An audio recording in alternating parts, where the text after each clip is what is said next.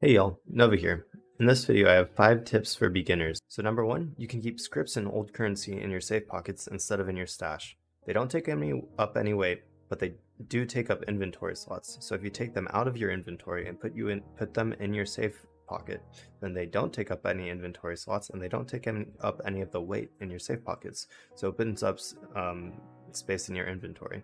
For me, it personally opened up 8 slots. Other thing is, you're going to want to keep some of your old currency and not just sell it all, as you'll need it for some of your quarters upgrades later and possibly some quests as well.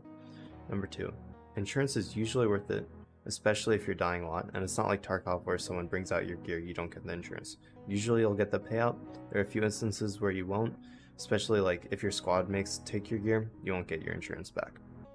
Number 3, Hipfire is very strong in this game, sort of like Tarkov, but it's only for specific guns such as the PW.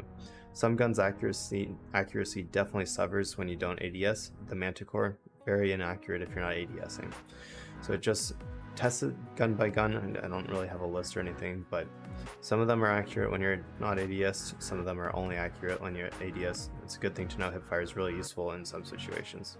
Also, another thing for PvP, always bring one grenade with you. It'll really help you out if you're trying to kill people who are outgeared, who outgear you. Grenades are very strong and they even the playing field, so I definitely bring one. They're decently expensive, but they're not that expensive, and if you're only bringing one, it raises your kit by like 1,400. That's not that much.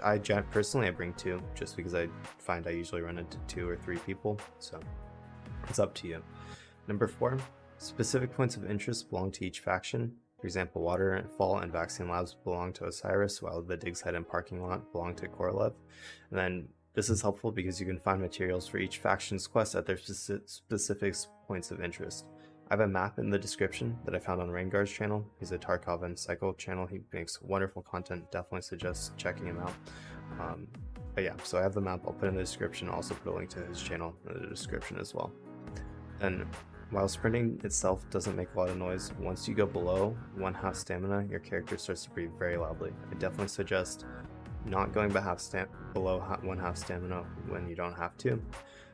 It's honestly heard further away, like the breathing is farther away than anything other than gunshots. Additionally, when you jump or when you fall off of edges, your character will sometimes grunt. It's really annoying, but that's loud. Like, people hear that it's the first thing I hear whenever I'm moving around the map and I'm listening for other players. The first thing I usually hear is them jumping or moving up a ledge, or if they're heavy breathing. It's so loud, you hear it before the footsteps. It's definitely the easiest way to tell where people are. So definitely, the other way for that goes is if you are moving around the map, then you should specifically listen for that, because that's generally going to be the first thing you hear. It's not their footsteps. You're going to hear heavy breathing or a grunt, or like, I think honestly you may have an advantage if you played like the male characters, because it seems like the female characters like grunt is like, it's a higher pitch, so it's especially loud. But yeah, anyways, there's 5 tips that hopefully help you out a bit in the Cycle Frontier. So yeah, if you enjoy my content, consider leaving a like or subscribing. Really appreciate all the recent support. Hope you all are having a great day. And thanks for watching.